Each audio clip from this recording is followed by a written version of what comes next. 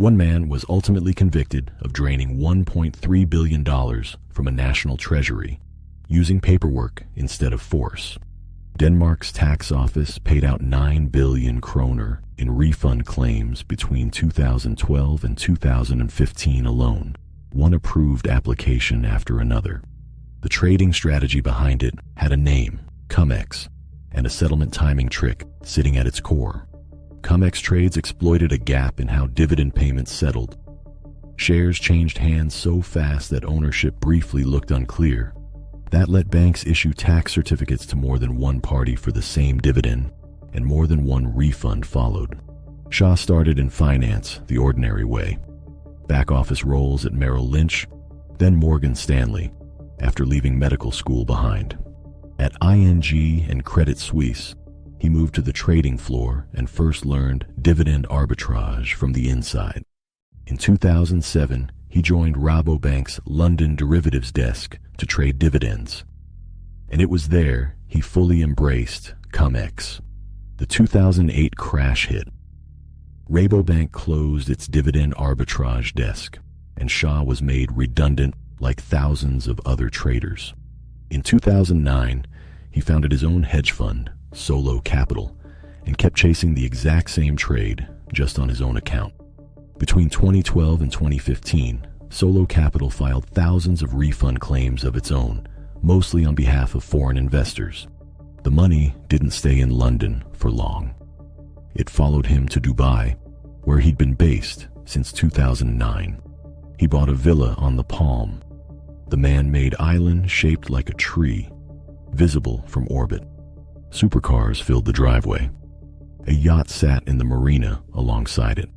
He also funded a charity concert series called Autism Rocks, which put him in the news for an entirely different reason. Back in Denmark, though, the tax authority had already quietly started asking its own questions. In 2015, an internal scat review reportedly flagged a wave of refund claims that simply didn't add up. By December 2016, police in 4 countries were reportedly involved, 2 years before the public ever heard the term cum-ex. In October 2018, journalists published the cum-ex files, a continent-wide damage estimate. For Denmark, that investigation was already 3 years old. In January 2021, Danish prosecutors formally charged Shah in a scheme they valued at over $1.5 billion. June 2022, Dubai police arrived at his villa door, holding a Danish extradition request in hand. It took another 18 months to actually move him. In December 2023, he was extradited to Denmark to finally face trial. The trial opened at Glostrup City Court, outside Copenhagen, Denmark's largest fraud case to date. Shah's defense never changed. It wasn't fraud, it was a legal loophole, and he wasn't the only one who used it. Over dozens of hearings stretched across more than a year, the court worked through years of trades, refund forms, and shell companies. In December 2024, after more than a year in court, the verdict came, and it wasn't the one his lawyers wanted. Guilty of serious fraud, 9 billion kroner in fraudulent refunds, 12 years, the heaviest fraud sentence in Danish history. Prosecutors sought to confiscate assets worth 7.2 billion kroner, around 21 properties, plus securities and business interests. Not his entire fortune, a defined list. Shah appealed immediately. Denmark's appeal court begins hearing the case in November 2026. Germany opened 2 of its own cases, a money laundering probe in Hamburg and a separate fraud case in Cologne. Hamburg's case was formally dropped after the Danish conviction. Cologne's, over separate trades from 2010, remains active and unresolved. None of what happens next in London is the same case. A separate legal front entirely. Separately, Denmark's tax authority sued Shah and dozens of others in London's civil courts. A different lawsuit, years in the making. The claim: 4,170 separate refund applications, together worth close to £1.44 billion.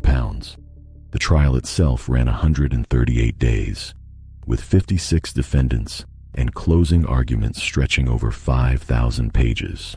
In October 2025, the judge finally delivered his ruling, and his reasoning cut in a direction nobody fully expected.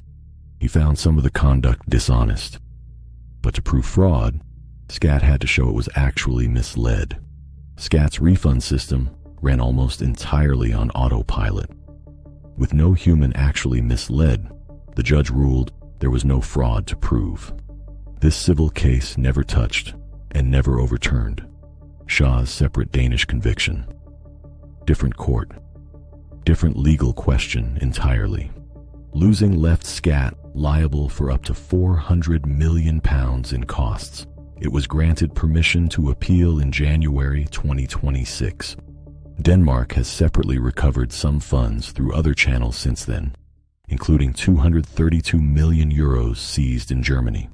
2 significant appeals are now pending: Shah's own in Copenhagen and SCAT's in London. Neither has been decided. One court found a fraud worth 12 years in prison. Another found an agency that had never checked closely enough to prove it had actually been fooled at all. Both verdicts stand. Both are still being appealed. The story isn't over.